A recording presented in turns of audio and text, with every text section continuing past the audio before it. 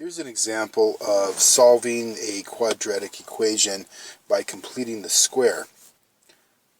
What I'm going to do first is I'm going to add 2 to both sides just to move this constant number to the right hand side of the equality sign. So when I add 2 to both sides, I end up with the 2 on the right side, and I have a little bit of space right here.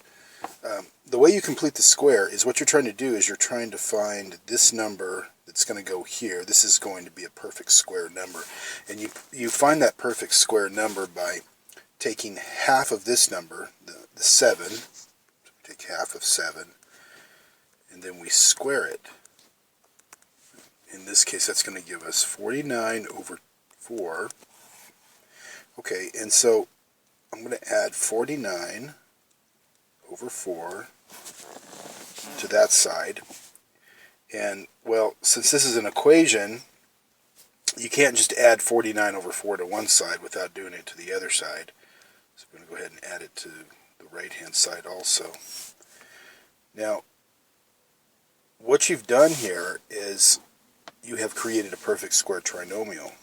And a perfect square trinomial can be factored into a binomial that's squared. So this first term, x squared, that's the perfect square of x.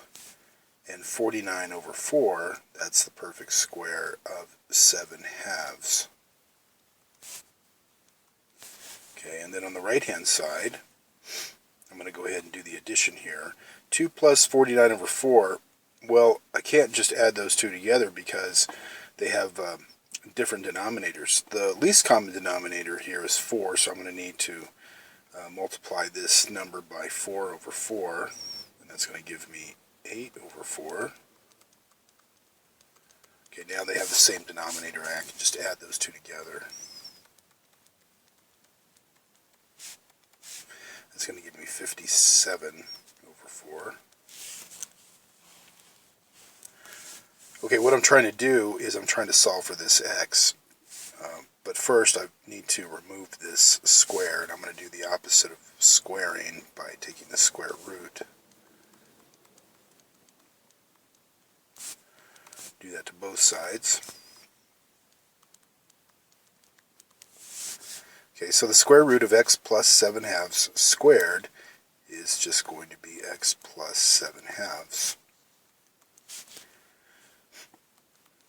Okay, 57, that's not a perfect square, and that's going to remain underneath the radical. But the square root of 4 is 2. Okay, so I can solve this for x simply just by subtracting 7/2 from both sides.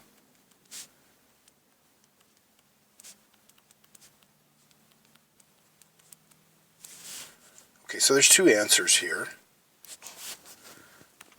X is a negative 7/2 plus the square root of 57 over 2, and x is equal to negative 7/2 minus the square root of 57 over 2.